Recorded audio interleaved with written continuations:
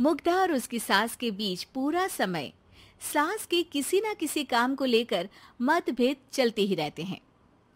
बहू, ओ बहू, जरा चाय बना दे। मुग्धा चाय लेकर आती है। ये लीजिए, और कुछ चाहिए?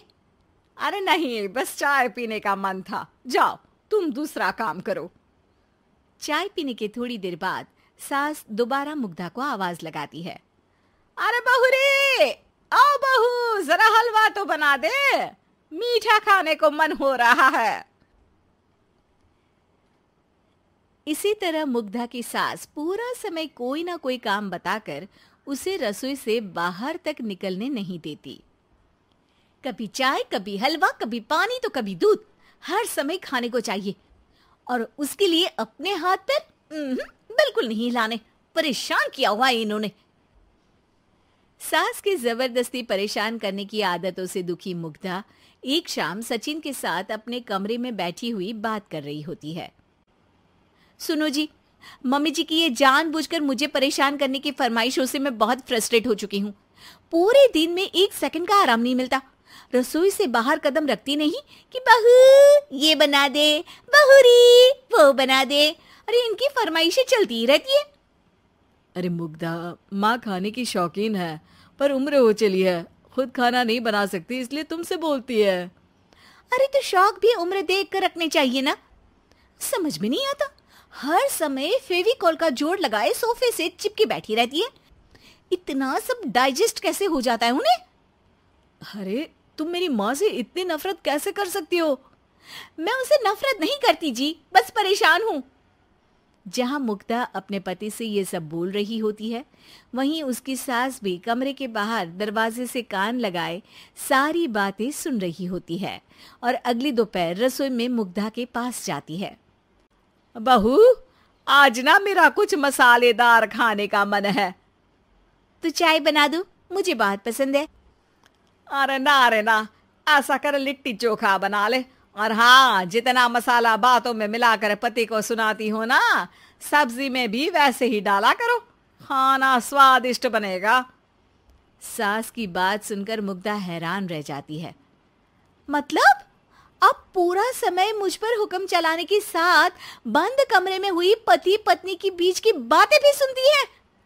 अरे बात जब मेरी थी तो सुनने में क्या दिक्कत है? ये कहकर सास वहां से चली जाती है। अरे अब तो हद पार हो गई, इस तरह से तो ये मेरा जीना मुश्किल कर देंगी।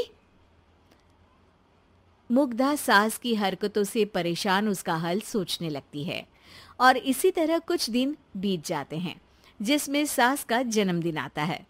मुग्धा बहुत खुशी के साथ अपनी सास को एंड्रॉइड मोबाइल गिफ्ट करती है। मम्मी, आपको सबसे बात करने के लिए बहुत दिक्कत होती है ना, कभी सचिन तो कभी मुझे बोलना पड़ता है, पर इस मोबाइल से आपको कोई दिक्कत नहीं होगी। एक जगह बैठे बैठे बहुत कुछ कर सकती हैं अब आप। मोबाइल देख सासू माँ खुश हो जाती है, पर उसे इस्तेमाल करना तो आता नहीं, इसलिए साइड में रख देती है। जिसे देख मुग्धा घर का सारा काम छोड़ मोबाइल सेट कर सास को इस्तेमाल करना सिखाने लगती है, जिसके बाद अब सास पूरा समय मोबाइल में ही लगी रहती है। हाय, जब से मम्मी को मोबाइल मिला है मेरी लाइफ में कितनी शांति आई है।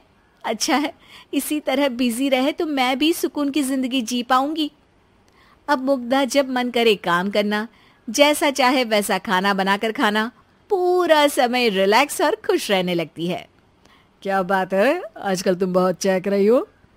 अरे मम्मी जी से छुटकारा जो मिला है, अब ना फरमाइशें ना छुप छुप कर बातें सुनना।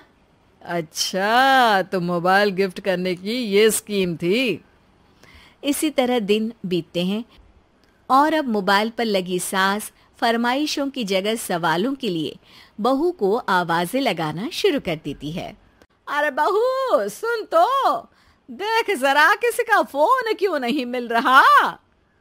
रिचार्ज खत्म हो गया है, पर अभी 4 दिन पहले ही तो मैंने किया था, इतनी जल्दी कैसे खत्म हो गया? अरे मैंने कल तेरी कनाडा वाली मौसी सास से 3 घंटे बात की थी ना। क्या? इतना महंगा तो मोबाइल भी नहीं आया जितना महंगा इसका रिचार्ज पड़ रहा है। इसके बाद तो जैसे मुग्धा के दिन के 24 घंटे में से 20 घंटे सास के पास उनके मोबाइल रिलेटेड प्रॉब्लम सॉल्व करने की ड्यूटी ही बन जाती है। अरे मुग्धा, ये मोबाइल में अचानक तेरी मौसी सास की शक्ल क्यों दिखने लगी? और ये तो हिल भी रही है। मम्मी, ये गूगल डुओ का वीडियो कॉल है। इसमें आप बात करने के साथ एक दूसरे की शक्ल भी देख सकती हो। अच्छा, ये तूने मुझे पहले क्यों नहीं बताया? अब बताने के लिए पहले नहीं बताया। इसी बीच सचिन भी वहां आ जाता है और सास अपनी वीडियो कॉल में बिजी हो जाती है। क्यों, सास बहू में क्या गपशप चल रही है? इसे गपशप नहीं, दिमाग का दही होना बोलते हैं। पर तुम तो मम्मी को मोबाइल देकर बहुत खुश थी, फिर क्या हुआ? हाँ, उसका सुकून भी कुछ ही दिन मिला। अब घर के टंटे खत्म हुए तो मोबाइल की टिंग टिंग शुरू हो गई। देखो भाई, कुछ पाने के लिए कुछ खोना तो पड़ता है। आखिर तुमने मोबाइल अपने फायदे के लिए ही तो दिया है, तो फिर सवालों के जवाब भी देने पड़ेंगे, क्योंकि जब तक उनके हाथ में ये फुंथरू रहेगा, तुम्हारी लाइफ में प्राइवेसी और सुकून रहेंगे। कहने का मतलब है अगर इससे प्यार बढ़े तो दाग अच्छे हैं।